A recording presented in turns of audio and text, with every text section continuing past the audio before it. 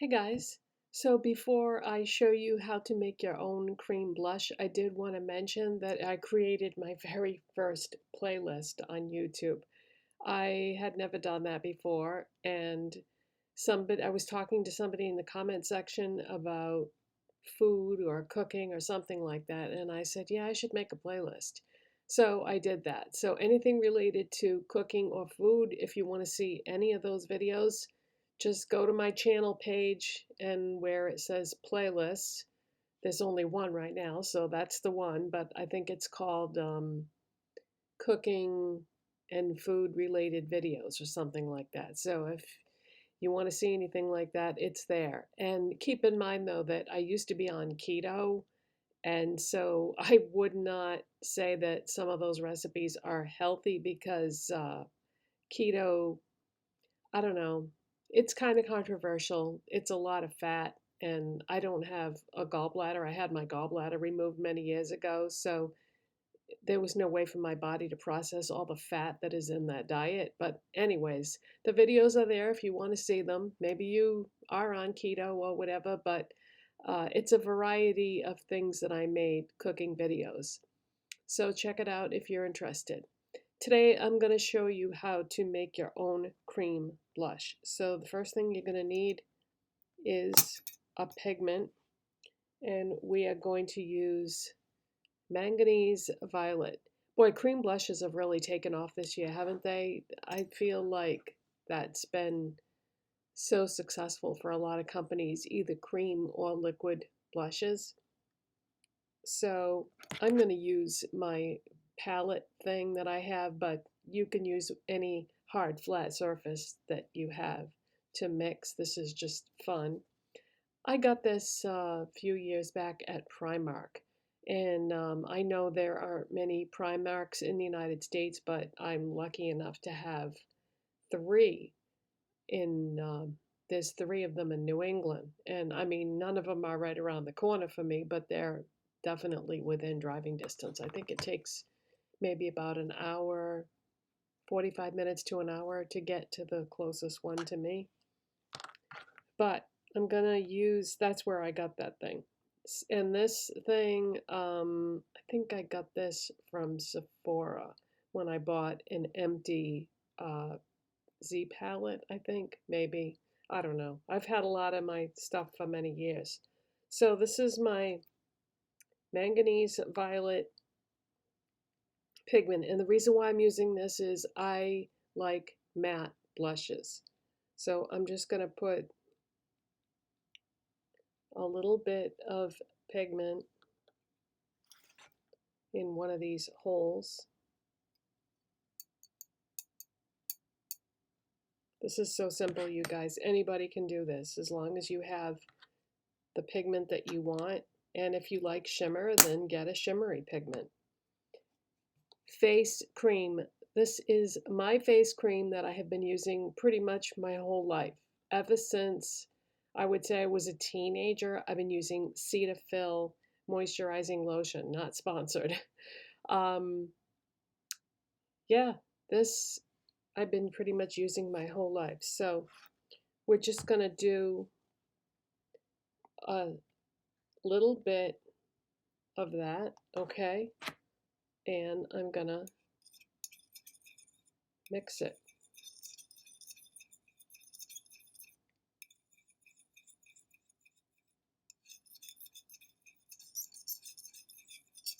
And this is a pretty intense color, so I don't think I'm going to be able to use all this, and there isn't enough there to save or anything. But, okay, so maybe the best way to go with this would be to use a very small brush. Or actually, how about a concealer brush? That would probably work good. And just barely tap my brush in there. So I'm going to dot this on my face. Oh, that's what I can do. I can dot it on my face and then take a larger brush. This is an Essence blush brush.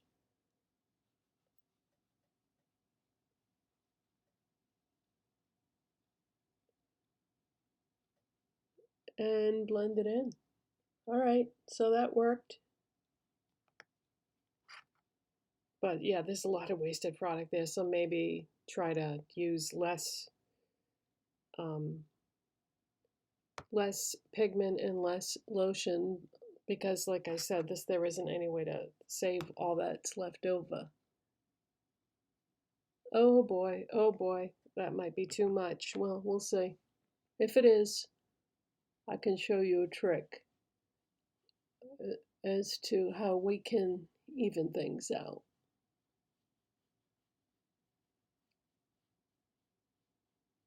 And by the way, I'm also wearing the Manganese Violet in my crease.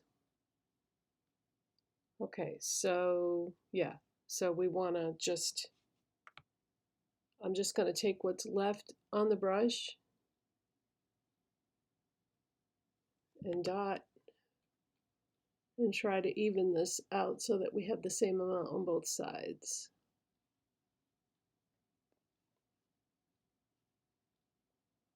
Blend, blend, blend. Okay, that's it, you guys. So I would recommend using less pigment and less lotion because this is a waste of product. Um, that gives me an idea. Okay, every pigment has different approvals, and this one says approved for cosmetic use, which means you can use it on eyes, lips, or face.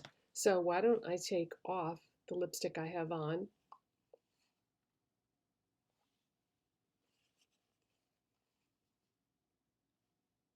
and use what's left as a lipstick. It's safe for the lips, so why not? Um, this is actually an eyeshadow brush, but I'm going to use it as a lip brush because I think it would work okay.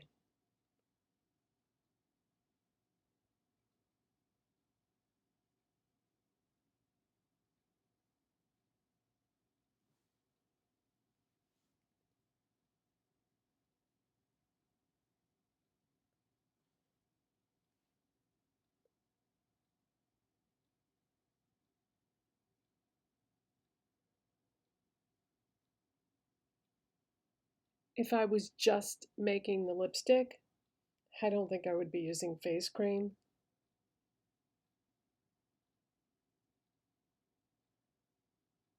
I would choose a different mixing medium, but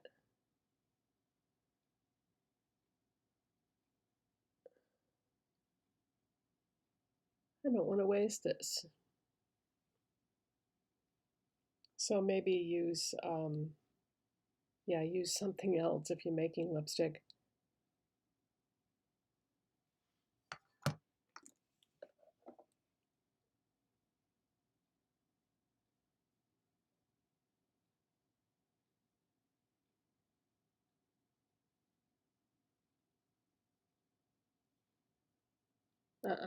No, this is a fail. It's streaky. So no, don't do that. Don't. I just wanted to see if that would work, but no, that's the wrong mixing medium for lipstick.